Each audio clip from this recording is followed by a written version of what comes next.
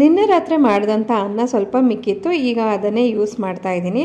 ಒಂದು ಮಿಕ್ಸರ್ ಜಾರ್ಗೆ ಅದನ್ನು ಟ್ರಾನ್ಸ್ಫರ್ ಮಾಡಿಕೊಂಡು ಒಂಚೂರು ನೀರು ಹಾಕಿ ಅದನ್ನು ಪೇಸ್ಟ್ ಮಾಡಿ ಒಂದು ತಟ್ಟೆಗೆ ತೆಗೆದಿಟ್ಕೊಳ್ತಾ ಇದ್ದೀನಿ. ಈಗ ಒಂದಷ್ಟು ತರಕಾರಿಗಳನ್ನು ಸಣ್ಣಗೆ ಹೆಚ್ಕೊಳ್ತಾ ಇದ್ದೀನಿ. ಕ್ಯಾರೆಟು, ಈರುಳ್ಳಿ, ಟೊಮೆಟೊ, ಕೊತ್ತಂಬರಿ ಸೊಪ್ಪು, ಕ್ಯಾಪ್ಸಿಕಮ್ಮು ಹಾಗೆ ಹಸಿರು ಮೆಣಸಿನ್ಕಾಯಿ ಎಲ್ಲವನ್ನು ಕ್ಲೀನಾಗಿ ಹೆಚ್ಚಿಟ್ಕೊಂಡು ಸೈಡಲ್ಲಿ ಇಟ್ಕೊಳ್ತಾ ಇದ್ದೀನಿ. ಈಗ ನಾನು ರುಬ್ಕೊಂಡಲ್ಲ ಆ ಪೇಸ್ಟ್ಗೆ ಜೀರಿಗೆ, ಅರಿಶಿಣದ ಪುಡಿ ಹಾಗೆ ಕಟ್ ಮಾಡ್ಕೊಂಡಂಥ ಎಲ್ಲ ತರಕಾರಿಗಳನ್ನು ಸೇರಿಸ್ಕೊಳ್ತಾ ಇದ್ದೀನಿ.